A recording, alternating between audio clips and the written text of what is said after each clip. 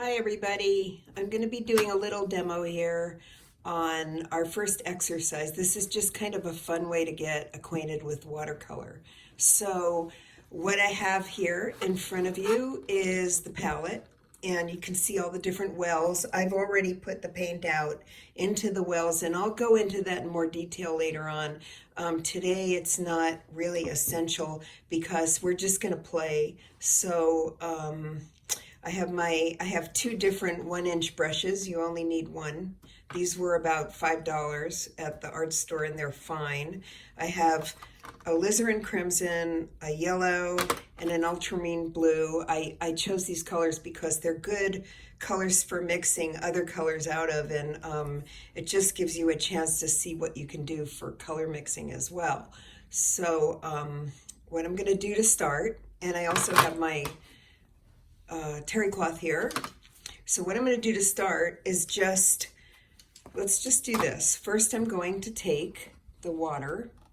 I'm putting the water here so you can see it. And I'm going to rinse out the brush. If you just bought the brush, there's a bunch of glue in the brush. You want to rinse out the glue, okay, so that it's nice and fresh, doesn't have all that sizing in it, and we'll be ready to begin. Okay, so I'm just going to show you what to do. You can even do this with a dinner plate. It's fine. I'm going to start with the yellow, for example. Okay, I'm going to put down about just a little dab of paint. You can see what I'm doing here, right?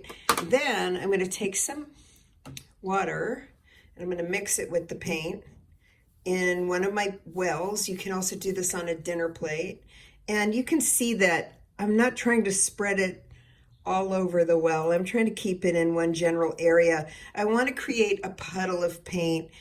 You mix it up so that it's consistent. One of the reasons I told you guys to buy some less expensive watercolor paper, which I'll just show you what I have.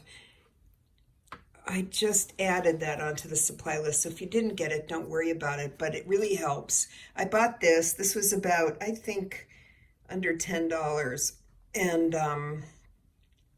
it's really sufficient for trying out some stuff on watercolor and not wasting your good paper. So, what I want to do is get a sense of getting get my brush all loaded up with color here.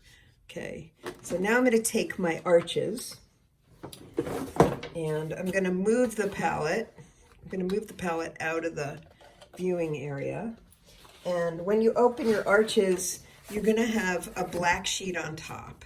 And then you're going to see on the side, there's a little white bar on the very side, on the right of the paper.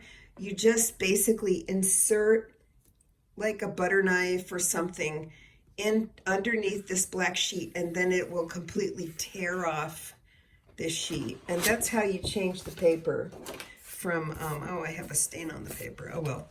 That's how you change the paper, is that, if you want to remove a sheet, the whole purpose of this watercolor paper actually is that so that you don't have to tape it down.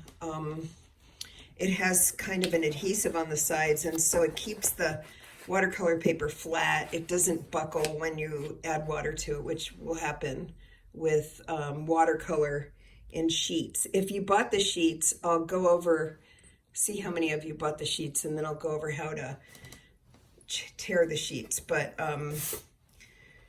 let's start. Okay, so I'm going to get my palette here, and then I'm just going to move this over so you can see.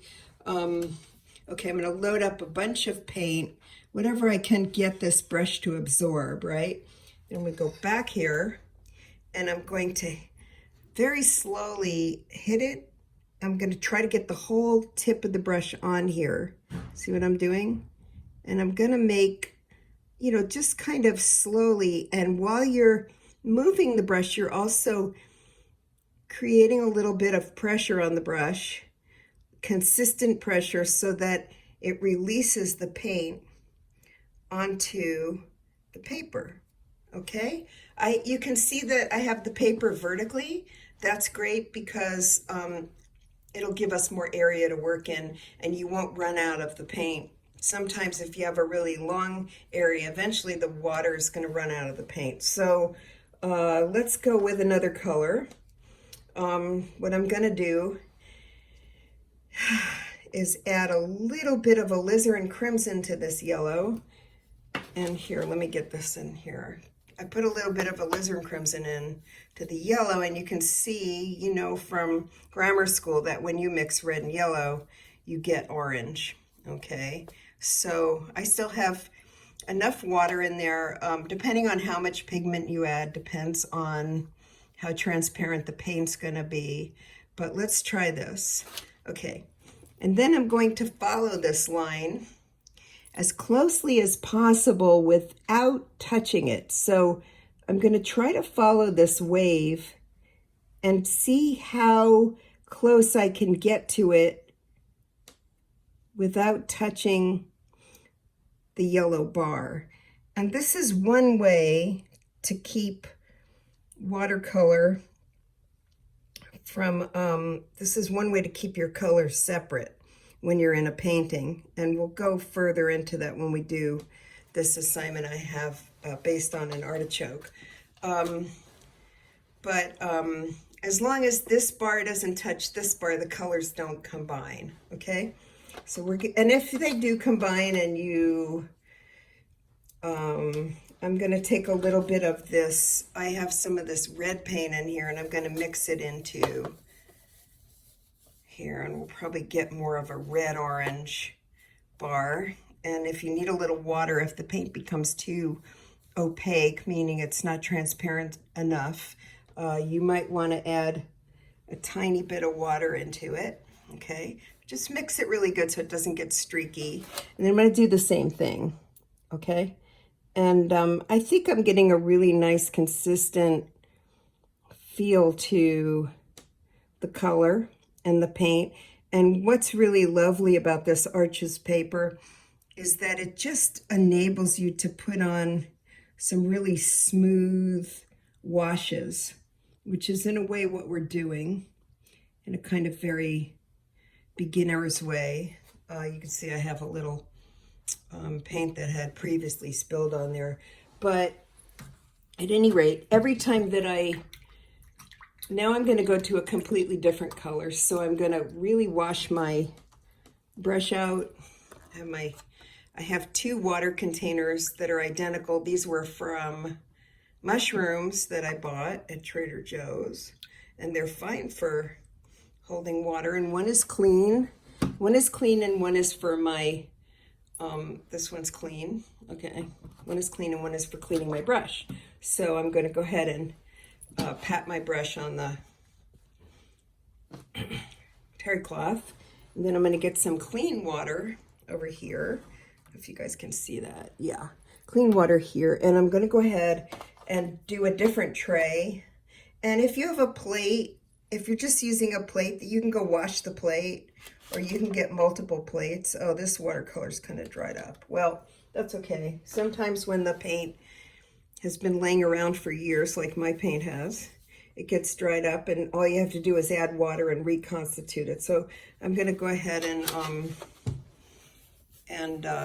this is good that you're seeing this paint being dried up, because you can see if I rub it enough, it'll mix in with all the water and it'll be fine. You know, that's watercolor. So some of these paints I have are as old as dirt, honestly. Okay, that looks to me like it's the right balance between pigment and water. And then I'm going to go ahead and do it with the blue. The same thing, just trying not to touch it. I touched it. Oh well. Anyway, if the paint dries and you do this and you touch up to the edge, it makes a nice edge. But if both, I shouldn't have let go of that. I don't quite have enough water on my brush. And that's good, because now you're seeing how it gets kind of ragged on the end. So I should have added a little bit more water. You can see what happens when you don't add enough water. So it's a practiced skill. You'll get better at it. But I want you to go right down the line with this, just trying different colors. You can mix some violets by mixing the alizarin crimson, and you can mix violet by mixing like the alizarin crimson, and the blue gives you a nice violet. You can add more alizarin crimson to the orange mixture and get a deeper red. You can just go straight up and use, get rid of both of these, wash them off and just use alizarin crimson. You can try some of your green paints, but I think you got the general idea. Okay, and then another thing that you can try real quick while I have you here on the video is try doing this, but then I'm going to use the second half of my paper for a different exercise, just to show you what you can do with the brush, which is kind of fun. Okay, so I'm going to use this blue paint. I'm going to make sure I add enough water to it. And then this is kind of more about brush control, which is, it's a learning curve. You don't need to dab your brush when you want to have it full of water, but you can see what I'm doing here. There, the swing arm disappeared. It's almost like calligraphy. You can get these really cool, depending on which direction you use your brush in, you get these really cool thick and thin lines, and it just shows you the capability of this brush. That's it. Shows you what's capable of. That just because it's a 1-inch brush, your lines you can also use it for carving in some pretty small lines. So I think we should just stop here, and I'll talk to you on Zoom.